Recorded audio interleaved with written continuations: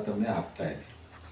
ಈಗ ಜನಕ್ಕೆ ಯಾವ್ದಾದ್ರು ಒಂದು ಸಮಸ್ಯೆ ಬಂದರೆ, ಮೊನ್ನೆ ಕಬ್ಬಿನ ಸಮಸ್ಯೆ ಬಂತು, ಅದನ್ನು ನೇರವಾಗಿ ಅವರೇ ತೀರ್ಮಾನ ಮಾಡಬೇಕಾಗಿತ್ತು FRPನ.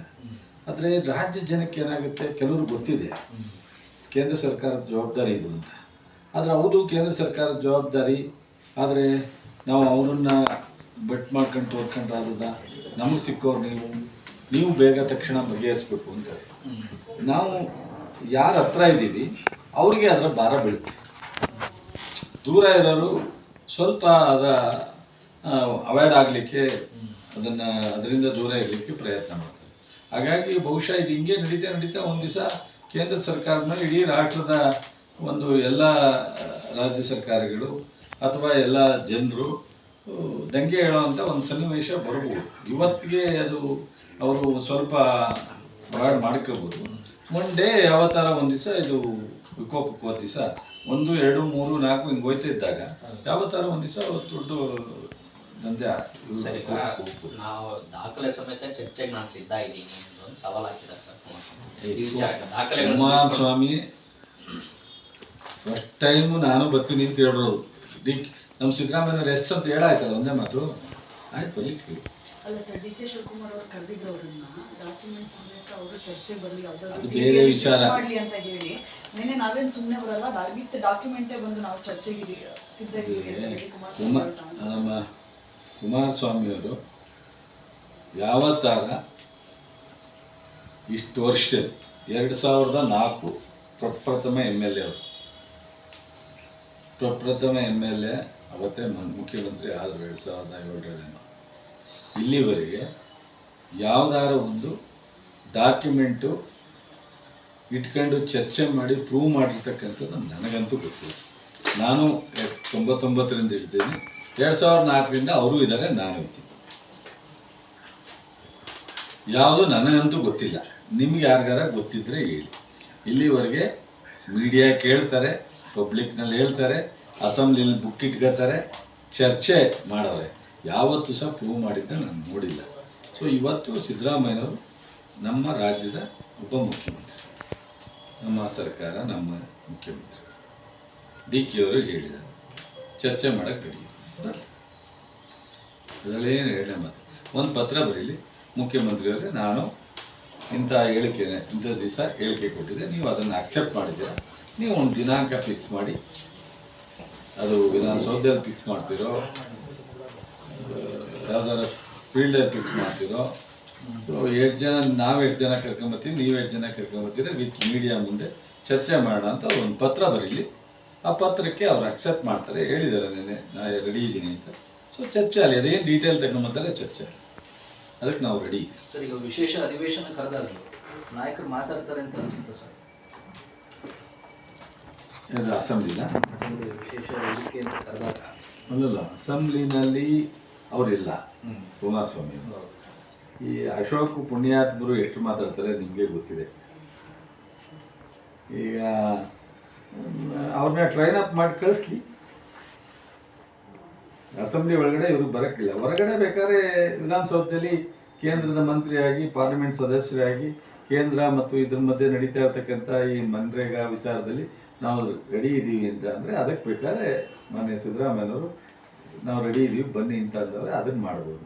ಅಸೆಂಬ್ಲಿ ಸ್ಟಾರ್ಟ್ ಆಗುತ್ತೆ ಏಪ್ರಿಲ್ 5ನೇ ತಾರೀಕು ರಾಜ್ಯಪಾಲರ ಭಾಷಣ ಇದೆ, 6ನೇ ತಾರೀಕು ಬಜೆಟ್ ಇದೆ, 1 ತಿಂಗಳು ಅಸೆಂಬ್ಲಿ ಇರುತ್ತೆ. ಅವಾಗ ಸೊ ಎಷ್ಟರ ಮಟ್ಟಿಗೆ ಚರ್ಚೆ ಮಾಡ್ತಾರೆ ಅನ್ನೋದನ್ನು ನೋಡ್ರಿ. ಬಟ್ ಇವರು ಅದಕ್ಕೆ ಭಾಗವಹಿಸೋದಾದರೆ ಇವರು ಪ್ರತ್ಯೇಕವಾಗಿ ಸಿದ್ದರಾಮಯ್ಯನವರು ಹೇಳಿದಂಗೆ ಇವ್ರು ಕೇಳಿದಂಗೆ ಚರ್ಚೆ ಮಾಡೋದಕ್ಕೆ ಅವಕಾಶ ಇದೆ, ಚರ್ಚೆ ಮಾಡಿ. ಕುಮಾರಸ್ವಾಮಿ ಅವರೇ ಪತ್ರ ಬರೀತಾರೆ ಸರ್. ಈಗ ಡೇಟ್ ಅವರೇ ಕೇಳಬೇಕಲ್ಲ. ಸುಮ್ಮನೆ ಪೇಪರ್ ಟಿವಿಲಿ ಹೇಳ್ಬಿಟ್ಟು ಹೋದ್ರೆ ಅದಕ್ಕೇನು, ಈಗ ಟಿವಿ ಹೇಳೋದೆಲ್ಲ ನಾವು ಪ್ರೂವ್ ಅಂತ ಹೇಳೋಕ್ಕಾಗಲ್ವಲ್ಲ. ಟಿವಿಲಿ ಹೇಳಿದ್ದಾರೆ, ಅವರು ಅಕ್ಸೆಪ್ಟ್ ಮಾಡಿದ್ದಾರೆ. ಈಗ ಚರ್ಚೆ ಮಾಡೋಕ್ಕೆ ಹೇಳಿರೋರು ಅವರೇ ತಾನೇ. ಸೊ ಒಂದು ಪತ್ರ ಬರೀಬೇಕಲ್ಲ ಮುಖ್ಯಮಂತ್ರಿಗಳಿಗೆ, ಒಂದು ಡೇಟ್ ನಿಗದಿ ಮಾಡಿ ಅಂತ. ಆಟೋಮೆಟಿಕ್ ಆವಾಗ ನಿಗದಿ ಮಾಡಿದಾಗ ನಮ್ಮ ತಪ್ಪಾಗುತ್ತೆ. ಲೀಸ್ ಮುಖ್ಯಮಂತ್ರಿಗಳು ಸರ್, ಸಿದ್ದರಾಮಯ್ಯ ಅವರು ಲೀಸ್ ಮುಖ್ಯಮಂತ್ರಿ, ಲೀಸಲ್ಲಿ ಇದ್ದಾರೆ. ಯಾವಾಗ ಲೀಸ್ ಮುಗಿಯುತ್ತೆ ಅವಾಗ ಖಾಲಿ ಮಾಡಿಸ್ತಾರೆ. ಯಡಿಯೂರಪ್ಪನವರು ತೆಗೆದ್ರಲ್ಲ ಹೆಂಗೆ, ಇವರು BJP ಅವರು ರಾಷ್ಟ್ರೀಯ ಪಕ್ಷ. ಯಡಿಯೂರಪ್ಪನವರು ಈ ಪಕ್ಷನ ಕಡ್ದವರು, ಈ ಪಕ್ಷ ಅಧಿಕಾರಕ್ಕೆ ತಂದವರು ಬಿ ಜೆ ಪಿನ. ಸೊ ಕುಮಾರಸ್ವಾಮಿನ ಎಳೆದಿ ಹೊರಗಡೆಗೆ ಹಾಕಿ ಹಿಂಗೆ ಬರೀ ಎಲ್ಲ ಇಳಿಸ್ಲಿಲ್ಲ. ಅವರಲ್ಲಿ ವೆಸ್ಟ್ ಎಂಡಲ್ಲಿ ಕೂತಿದ್ರು, ಇಲ್ಲಿ ರಾಜೀನಾಮೆ ಕೇಳ್ತಿದ್ರು, ನನಗೆ ಗೊತ್ತಿಲ್ಲ. ಆಮೇಲೆ ರಾಜ್ಯಪಾಲರು ಕೊಟ್ಟರು ಅಂತ ಕಾಣುತ್ತೆ, ಸತ್ಯ ಅಲ್ಲ? ನೀವು ಐ ವಿಟ್ನೆಸ್ ನನಗೆ ಗೊತ್ತಿಲ್ಲ, ನಾನು ಹೊರಗಡೆ ಸೋತಿದ್ದೆ, ನಾನು ಇರಲಿಲ್ಲ ಅವಾಗ. ವೆಸ್ಟ್ ಎಂಡಲ್ಲಿ ಇದ್ರು, ನನಗೆ ಕೇಳ್ದಂಗೆ ಅದು ಸರಿಯೋ ತಪ್ಪು ನನಗೂ ಕನ್ಫ್ಯೂಷನ್ ಇದೆ, ಅದಕ್ಕೆ ನಿಮ್ಗೆ ಕೇಳಿದೆ. ಯಡಿಯೂರಪ್ಪನವ್ರ ಬಾಟ್ನ ದೊಡ್ಡದಾಗಿ ಅವಾಗ ಇವರು ರಾಜೀನಾಮೆ ಕೊಟ್ಟರು ಅಂತ. ನೋಡ್ರಿ, ಎಲ್ಲ ಪಕ್ಷಗಳು ಅವ್ರು ಏನು ಹೇಳಿದ್ರು ಸಿದ್ದರಾಮಯ್ಯವರು, ಪದೇ ಪದೇ ನೀವು ಕೇಳ್ತೀವಿ, ನೀವು ಕೇಳಬಾರ್ದು ಮೀಡಿಯಾ. ಒಂದ್ಸಲಿ ಮುಗಿದೋಯ್ತು. ಹೈಕಮಾಂಡ್ ಅಂಗಳದಲ್ಲಿದೆ, ಹೈಕಮಾಂಡ್ ತೀರ್ಮಾನ ತಗೊಳುತ್ತೆ, ಮುಗಿದೋಯ್ತು. ದಿವಸ ಬೆಳಗ್ಗೆ ಎದ್ದು ಲೋಗ ಹಿಡ್ಕೊಂಡು ನೀವು ಮುಖ್ಯಮಂತ್ರಿ, ನೀವು ಇದು ಅದು ಅಂತ ಯಾರು ಹೇಳ್ತಾರ್ರಿ? ಮೋದಿ ಅವ್ರ ಹತ್ರ ನೀವು ಕೇಳ್ತೀರ ಲೋಗ ಹಿಡ್ಕೊಂಡು? ದಿನಕ್ಕೊಬ್ಬರು ಮಿನಿಸ್ಟರ್ ಮಾತಾಡ್ತಾರೆ, ದಿನಕ್ಕೊಬ್ರು MLA ಮಾತಾಡ್ತಾರೆ, ಏನೋ ಒಂದು ಮಾತಾಡ್ತಾರೆ. ಸಹಜ ಅಲ್ವಾ, ಅವಾಗ ಕೇಳಲೇಬೇಕಲ್ಲ. ಅದೇನಾಗಿದೆ ಬ್ರದರ್, ತಪ್ಪು ತಿಳ್ಕೊಬೇಡಿ. ನಮ್ಮ ತಪ್ಪು ನಿಮ್ಮ ತಪ್ಪು ಅನ್ನೋದಕ್ಕಿಂತ ಹೆಚ್ಚಾಗಿ ರಾಜ್ಯದ ಜನರ ಸಮಸ್ಯೆನ ಅಥವಾ ಇನ್ನೊಂದ್ರ ಬಗ್ಗೆ, ಇಲಾಖೆ ಅಡ್ಮಿನಿಸ್ಟ್ರೇಷನ್ ಬಗ್ಗೆ, ಯೋಜನೆಗಳ ಬಗ್ಗೆ ಮಾತನಾಡಿದ್ರೆ ಅದಕ್ಕೊಂದು ಅರ್ಥ. ಪೊಲಿಟಿಕಲಿ ಒಂದು ವಿಚಾರ ಚರ್ಚೆ ಮಾಡಬೇಕು, ಒಂದು ಹಂತಕ್ಕೆ ಓಕೆ, ಅದನ್ನು ಮೀರಿ ಹೋಗೋದು. ಸೊ ಏನಾಗುತ್ತೆ, ಸಿದ್ದರಾಮಯ್ಯನವರು ಸ್ಪಷ್ಟವಾಗಿ ಹೇಳಿದ್ದಾರೆ. ಇಷ್ಟು ವರ್ಷ ಅಂತ ಯಾರು ಹೇಳಿದ್ದಾರೆ? ಅವರು ಹೈಕಮಾಂಡ್ ಫೈನಲಿ ತೀರ್ಮಾನ ಅಂತ ಹೇಳಿದ್ದಾರೆ. ಹೈಕಮಾಂಡ್ ಏನಾದ್ರು ಹೇಳಿದೆಯಾ? ಯಾವ್ದಾರ ಟಿ ವಿನಲ್ಲಿ ಅಥವಾ ರಾಹುಲ್ ಗಾಂಧಿಯವರು ಅಥವಾ ಖರ್ಗೆ ಅವರು ಪ್ರೆಸ್ ನೋಟೋ ಇಶ್ಯೂ ಮಾಡಿದ್ದಾರೆ. ಅದಕ್ಕೆ ಅವ್ರ ತೀರ್ಮಾನ ಅಂತ ಅಂದರೆ ಯಾವಾಗ ತೀರ್ಮಾನ ಮಾಡ್ತಾರೆ ಅದಕ್ಕೆ ನಾವು ಬದ್ಧ ಅಂತ ಹೇಳಿದ್ದಾರೆ ಅಷ್ಟೇ. ನಮ್ಮದು ಒಂದು, ಈಗ ಬಿ ಜೆ ಪಿ ಹಿಂಗೆ ಹೈಕಮಾಂಡ್ ಇದೆಯೋ, ನಮ್ಮ ಪಕ್ಷಕ್ಕೂ ಒಂದು ಹೈಕಮಾಂಡ್ ಇದೆ. ಈ ಜನತಾದಳಕ್ಕೂ ಒಂದು ಹೈಕಮಾಂಡ್ ಇದೆ ಅಂತಾರೆ ದೇವೇಗೌಡರು, ನನಗೆ ಗೊತ್ತಿಲ್ಲ ನನಗೆ ಅದನ್ನು. ಹಾಗೆ ನಮ್ಮ ಪಕ್ಷಕ್ಕೆ ಅಥವಾ ಬಿ ಜೆ ಪಿಗೆ ಸ್ಪಷ್ಟವಾದಂಥ ಕೇಂದ್ರದ ನ್ಯಾಷನಲ್ ಪಾರ್ಟಿ ಅದರಿಂದ ಹೈಕಮಾಂಡ್ ಇದೆ, ತೀರ್ಮಾನ ಮಾಡ್ತಾರೆ ಅದ್ರ ಬಗ್ಗೆ. ಸೊ ಪದೇ ಪದೇ ಹೇಳಿದ್ರೆ ನನ್ನ ಅನಿಸಿಕೆ ಆ ವಿಚಾರ ಅಪ್ರಸ್ತುತ, ಚರ್ಚೆ ಮಾಡೋದೇ ಅಲ್ಲ. ಅದನ್ನು ಹೈಕಮಾಂಡು ಸಿದ್ದರಾಮಯ್ಯನವರು ಡಿ ಕೆ ಅವ್ರ ಮಧ್ಯೆ ಇರ್ತಕ್ಕಂಥದ್ದು, ಅದೇನು ತೀರ್ಮಾನ ಮಾಡ್ತಾರೋ ಅವ್ರು ಮಾಡ್ಕೊತಾರೆ. ಬಿಜೆಪಿ JDS ಸರ್ ಇಷ್ಟು ದಿನ ಮೈತ್ರಿ ಇದೆ, ಅದನ್ನ ಪಾರ್ಟಿನ ಮರ್ಜ್ ಮಾಡಬಹುದು ಅನ್ನೋ ರೀತಿಯ ಚರ್ಚೆಗಳು ನಡೀತಾ ಇದೆ. ಮೊನ್ನೆ DK ಶಿವಕುಮಾರ್ ಅವರು ಕೂಡ ಹೇಳಿದ್ದಾರೆ ಮರ್ಜ್ ಆಗುತ್ತೆ, JDS ಮರ್ಜ್ ಆಗುತ್ತೆ ಅಂತ. ಅದರ ನೇರ ಪರಿಣಾಮ ಹಳೆ ಮೈಸೂರಲ್ಲಿ ಹಿಂಗ್ ಆಗುತ್ತೆ ಸರ್, ಹಿಂಗ್ ಇದು ಮಾಡ್ತಾರೆ ಪರಿಣಾಮ. ಆಮೇಲೆ ಯೋಚನೆ ಮಾಡೋಣ, ಅವರ ಈಗ ಈ ಅವರ ಅನುಕೂಲಕ್ಕೆ ತಕ್ಕಂತೆ ತಾನೇ ಬಿ ಜೆ ಪಿ ಜೊತೆ ಅಲಯನ್ಸ್ ಆಗಿರುತ್ತೆ. ನೋಡಿ, ಹಿಂದೆ ಅವಕಾಶಯುಕ್ತ ಕಾಂಗ್ರೆಸ್ ಜೊತೆಲೂ ಅಧಿಕಾರ ಮಾಡಿದ್ದಾರೆ, ಅವಕಾಶಯುಕ್ತ ಬಿ ಜೆ ಪಿ ಜೊತೆಲೂ ಅಧಿಕಾರ ಮಾಡಿದ್ದಾರೆ JDSನವರು.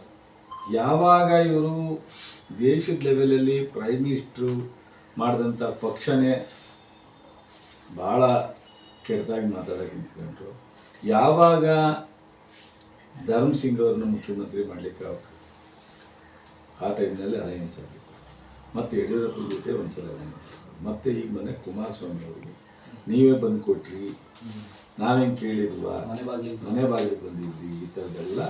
ಅವತ್ತು ಇವ್ರೇನಂತಿದ್ರು, ಇದು ಕಮ್ಯುನಲ್ ಪಾರ್ಟಿ ಅಂತಿದ್ರು ದೇವೇಗೌಡರು ಅಲ್ವಾ? ಬಿ ಜೆ ಪಿನ ಭಾಳ ಕೆಟ್ಟದಾಗಿ ಬಾಯಿಗೆ ಬಂದಂಗೆ ಮಾತಾಡ್ತೀವಿ, ನಾವು ಸೆಕ್ಯುಲರ್ ಅಂತ ಹೇಳ್ತೀವಿ. ಆ ಕಾರಣಕ್ಕೋಸ್ಕರ ನಾವು ಇವತ್ತು ಅದೇ ಇದ್ದೀವಿ, ಕಮ್ಯುನಲ್ ಪಾರ್ಟಿ ಅದು ಅಂತ. ಅವತ್ತು ದೇವೇಗೌಡರು ಯಾವ ಥರ ಕಮ್ಯುನಲ್ ಪಾರ್ಟಿ ಅಂತೇಳಿ ದೂರ ಇದ್ದರು, ಅವಾಗ ನಾವು ಸೆಕ್ಯುಲರ್ ಅಂತೇಳಿ ಇವರನ್ನು ನಮ್ಮ ಕೈಯಲ್ಲಿ ಇದ್ದಾಗ ಬಿ ಜೆ ಪಿಯವ್ರ ಆಡಳಿತ ಮಾಡೋದು ಬೇಡ ಅಂತ JDS ಕೊಟ್ಟರು. ಅದನ್ನೇ ಅಪರಾಧ ಅಂತೇಳಿ ಇವ್ರ ನಡವಳಿಕೆಯಿಂದ ಸೊ ಶಾಸಕರು ಹೊರಗಡೆ ಬಂದು ಬಿ ಜೆ ಪಿ ಜೊತೆ ಹೋಗಿ ಸರ್ಕಾರ ಮಾಡುವಂಥ ಅನಿವಾರ್ಯ ಪರಿಸ್ಥಿತಿ ಉದ್ಭವ ಆಗಲಿಕ್ಕೆ ಕಾರಣಕರ್ತರೆ ಕುಮಾರಸ್ವಾಮಿಯವರು. ಅದಾದಾಗ ಬಹುಶಃ ಸಹಜವಾಗಿ ಈ ಒಂದು ಪರಿಸ್ಥಿತಿ ಉದ್ಭವ ಆಗಿದೆ. ಆದ್ದರಿಂದ ಬಹುಶಃ ಇವರು ಈಗ ನಮ್ಮ ಸಿದ್ದರಾಮಯ್ಯನವ್ರ ಬಗ್ಗೆ ಲಘುವಾಗಿ ಮಾತಾಡೋ ಅವಶ್ಯಕತೆ ಇಲ್ಲ. ಸಿದ್ದರಾಮಯ್ಯನವರು ಇವತ್ತು ಪೊಲಿಟಿಕಲಿ ಸಕ್ಸಸ್ಫುಲ್ ಲೀಡರ್ ಆಗಿದ್ದಾರೆ. ಇವ್ರು ಇಷ್ಟೆಲ್ಲ ಆಗೋರಲ್ಲ, ಇವ್ರನ್ನ ಸಕ್ಸಸ್ಫುಲ್ ಲೀಡರ್ ಅಂತೀರಾ? ಅನ್ನೋಕ್ಕಾಗಲ್ಲ. ಅವರೇ ಒಪ್ಕೊಳಕ್ಕೆ ಹಿಡಿದಾರೆ, ನಾನು ಆಕಸ್ಮಿಕ ಮುಖ್ಯಮಂತ್ರಿ ಅಂತ, ನಾನು ಯಾರು ಜನ ಆಯ್ಕೆ ಮಾಡಿಲ್ಲ ಅಂತ ಹತ್ಸಲಿ ಹೇಳೋದು, ಸಾಂದರ್ಭಿಕ ಅವರೇ ಹೇಳ್ತಾರೆ. ಈಗ ಸಿದ್ದರಾಮಯ್ಯನವರು 2013 ಫುಲ್ ಮೆಜಾರಿಟಿ ಬಂದು ಮುಖ್ಯಮಂತ್ರಿ ಆಗಿತ್ತು. 2023 ಫುಲ್ ಮೆಜಾರಿಟಿ ಬಂದು ಮುಖ್ಯಮಂತ್ರಿ ಆಗಿದೆ. ಶಿವರಾಘವರ ಪಕ್ಕದಲ್ಲಿ ಪ್ರಾದೇಶಿಕ ಪಕ್ಷ ಆಗಿಲ್ವೇ? ಆಂಧ್ರದಲ್ಲಿ ಆಗಿಲ್ವಾ? ತಮಿಳುನಾಡಲ್ಲಿ ಆಗಿಲ್ವಾ? ದೇವೇಗೌಡರ ಮಗನಾಗಿ ಇವ್ರು ಯಾಕೆ 120 ಸೀಟ್ ತಗೊಳ್ಳ? ಇವರೇ ಹೇಳಿಲ್ವ 120 ಸೀಟ್ ಬರದೇ ಇದ್ರೆ 113 ಡಿಸಾಲ್ವ್ ಮಾಡ್ತೀನಿ ಅಂದರು. ಎಲ್ಲ ಇವರೇ ಮಾತಾಡೋರು, ಇವ್ರ ಹತ್ರನೇ ಇದೆ, ಪ್ರಶ್ನೆನೂ ಇದೆ, ಉತ್ತರನೂ ಇದೆ, ಅಲ್ಲೇ ಇದೆ. ಸೊ ಅದರಿಂದ ಪಾಪ ಬಿಡಿ, ನೀವು ಅವ್ರ ಬಗ್ಗೆ ಸಾಫ್ಟ್ ಕಾರ್ನರ್ ಇದ್ದೀರಿ, ನಾವೇ ಯಾಕೆ ಮಾಡ್ತೀವಿ? ನಾವು soft no corner no corner. ಯಾಕಂದ್ರೆ ಸಿದ್ದರಾಮಯ್ಯನವ್ರ ಬಗ್ಗೆ ನಮ್ಮ ಕಾಂಗ್ರೆಸ್ ಬಗ್ಗೆ ಮಾತಾಡೋ ಅವಶ್ಯಕತೆ ಇದೆ. ಅವ್ರ ಮಗ ಮಾತಾಡಿರೋದು, ಅವ್ರ ಅಪ್ಪ ಮಾತಾಡಿರೋದು, ಇವರು ಬಿ ಜೆ ಪಿ ಬಗ್ಗೆ ಕಾಂಗ್ರೆಸ್ನವರು ಅಷ್ಟು ಮಾತಾಡಿಲ್ಲ. ಕಾಂಗ್ರೆಸ್ನವರು ಅಷ್ಟು ಮಾತಾಡಿಲ್ಲ. ಆಮೇಲೆ ಕಾಂಗ್ರೆಸ್ನವರು ಯಾವತ್ತೂ ಸಹ ಮೋದಿಯವರು ಈ ದೇಶದಲ್ಲಿ ಪ್ರಧಾನಿ ಆದರೆ ನಾವು ದೇಶ ಬಿಟ್ಟು ಹೋಗ್ತೀವಿ ಅಂತ ಹೇಳೇ ಇರಲಿಲ್ಲ.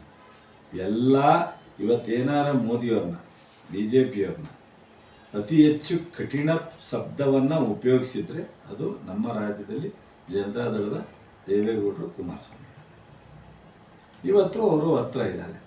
ಈಗ ಅವ್ರ ಪಾರ್ಟಿನಲ್ಲೇ ಒಂದು ಕಡೆ ನಾವು ಸ್ಥಳೀಯ ಚುನಾವಣೆ ಬೇಡ ಅಂತ ಅವರೇ ಹೇಳ್ತಾ ಇದ್ದಾರೆ. ಅದಕ್ಕೆ ಅವರು ಸ್ಥಳೀಯ ಚುನಾವಣೆ ಬೇಡ ಅಂದಮೇಲೆ ಇವರಲ್ಲೇ ನಮಗೆ ಆಗಬೇಕು ಅಂತ ಸ್ಥಳೀಯವಾಗಿ ಚರ್ಚೆ ಆಗ್ತಾ ಇದೆ. ಬಟ್ ಅದು ಅಲ್ಟಿಮೇಟ್ ತೀರ್ಮಾನ ಕೇಂದ್ರದಲ್ಲಿ ಆಗಬೇಕು ಅವ್ರಿಗೆ. ಇಲ್ಲಿ ಎಷ್ಟರ ಮಟ್ಟಿಗೆ ಬಿ ಜೆ ಪಿಯವರ ವಾಯ್ಸ್ಗೆ ಕೇಂದ್ರದವರು ಒಪ್ತಾರೋ ಬಿಡ್ತಾರೋ ನಮಗೇನು ಗೊತ್ತು. ಸೊ ಅದರಿಂದ ನಾವು ಅದ್ರ ಬಗ್ಗೆ ಇವರು ಮಿಲ್ನ ಆಯ್ತಾರ, ಅಲಯನ್ಸಲ್ಲೇ ಹೋಯ್ತಾರ, ಅಸೆಂಬ್ಲಿಗೆ ಮತ್ತು ಪಾರ್ಲಿಮೆಂಟ್ಗೆ ಸೀಮಿತನ, ಲೋಕಲ್ ಚುನಾವಣೆಗೆ ಸಪ್ರೇಟ್ ಆಗ್ತಾರ, ಅದು ನಮ್ಗೆ ಗೊತ್ತಿಲ್ಲ. ಬಟ್ ಆದರೆ ಒಂದು, ಇವರು ಇವತ್ತು ಅಲಯನ್ಸ್ ಆಗಿರೋದು ಅವ್ರ ಸ್ವಂತ ಹಿತಾಸಕ್ತಿಗೆ, ಕಾರ್ಯಕರ್ತರ ಹಿತಾಸಕ್ತಿಗಲ್ಲ. ಇವತ್ತು ಕಾರ್ಯಕರ್ತರ ಹಿತಾಸಕ್ತಿನ ಗಮನದಲ್ಲಿಟ್ಕೊಂಡು ಜನತಾದಳದಲ್ಲಿರ್ಬೋದು, ಬಿ ಜೆ ಪಿಯಲ್ಲಿರ್ಬೋದು, ಸೊ ಅವರ ಸ್ನೇಹನ, ಅವರ ವಿಶ್ವಾಸವನ್ನು ಮಾಡುವಂಥ ಪರಿಸ್ಥಿತಿಲಿಲ್ಲ ಅವರು. ಕುಮಾರಸ್ವಾಮಿಯವರಿಗೆ ಮಂತ್ರಿ ಪದವಿ ಕೊಟ್ಟರು, ಅಲಯನ್ಸ್ ಅಂತ ಕೊಡದೇ ಇದ್ರೆ ಅಲಯನ್ಸ್ ಇರ್ತಿದ್ರ? ಈ ಥರ ಅವ್ರದ್ದು ಪರಿಸ್ಥಿತಿ ಇದೆ. ಅದು ಸಂದರ್ಭದಲ್ಲಿ ಈ ಚರ್ಚೆ ಆಗ್ತಾ ಇದೆ. ಮೊನ್ನೆ ಬಿ ಜೆ ಪಿಯವ್ರ ಆಫೀಸಲ್ಲೇ ಚರ್ಚೆ ಆಗಿದೆ, ನಾವು ಸ್ಥಳೀಯವಾಗಿ ನಾವು ಬೇರೆ ಹೋಗ್ತೇವೆ. ಅದಕ್ಕೆ ಡಿ ಕೆ ಶಿವಕುಮಾರ್ ಅವರು ಆ ಕಾಂಟೆಸ್ಟೇ ಹೇಳಿದ್ದಾರೆ. ಸೊ ಅದರಿಂದ ಅವ್ರು ಮಿಲ್ನ ಆಗೋದು, ಅಲಯನ್ಸ್ ಆಗೋದು, ಉಳ್ಕೊಂಡು ಹೋಗೋದು ಅವ್ರಿಗೆ ಬಿಟ್ಟು ವಿಚಾರ. ಅವ್ರು ಮಾಡಿಕೊಳ್ಳಿ ನಮಗೆ ಅಂತ. ಸರ್, ಈಗ ಸಂಕ್ರಾಂತಿ ನಂತರ ಕಾಂಗ್ರೆಸ್ನಲ್ಲಿ ಕ್ರಾಂತಿಯ 2.0 ಶುರು ಆಗುತ್ತೆ ಅಂತ ಮೊನ್ನೆ 2.5 ವರ್ಷ ಆಗ್ತಿದ್ದಂಗೆ ಡೈಲಿ ಅಲ್ಲಿ ಇಲ್ಲಿ ಹೋದ್ರಲ್ಲ ಸರ್ ಶಾಸಕರನ್ನ, ಅದರ 2ನೇ ಭಾಗ ಶುರು ಆಗುತ್ತೆ ಅಂತ ಬಿಜೆಪಿ ಅವರು ಈಗ ಸೋಷಿಯಲ್ ಮೀಡಿಯಾಗಳು ಟ್ವೀಟ್ ಎಲ್ಲ ಮಾಡ್ತಾ ಇದ್ದಾರೆ. ಬಿಜೆಪಿ ಇರ್ತಾನೆ, ಕಾಂಗ್ರೆಸ್ನವರಲ್ಲ ಸರ್. ನಿಮ್ಮ ಹಲವು ಶಾಸಕರು ಕೂಡ ಹೇಳಿದ್ದಾರೆ ಜನವರಿ 14 ಬಳಿಕ ಮಾತಾಡ್ತೀವಿ ಶಾಸಕರು ಶಿವಗಂಗಾ ಅವರು ಹೇಳಿದ್ದಾರೆ. ಡೇಟೇ ಕೊಡ್ತಾ ಇದ್ರು ಯಾರು. ಹೆಚ್ಚಿನ ವಿಡಿಯೋಗಳಿಗೆ ಪ್ರತಿಧ್ವನಿ ಯೂಟ್ಯೂಬ್ ಚಾನೆಲ್ ಸಬ್ಸ್ಕ್ರೈಬ್ ಮಾಡಿ, ಬೆಲ್ ಐಕಾನ್ ಕ್ಲಿಕ್ ಮಾಡಿ.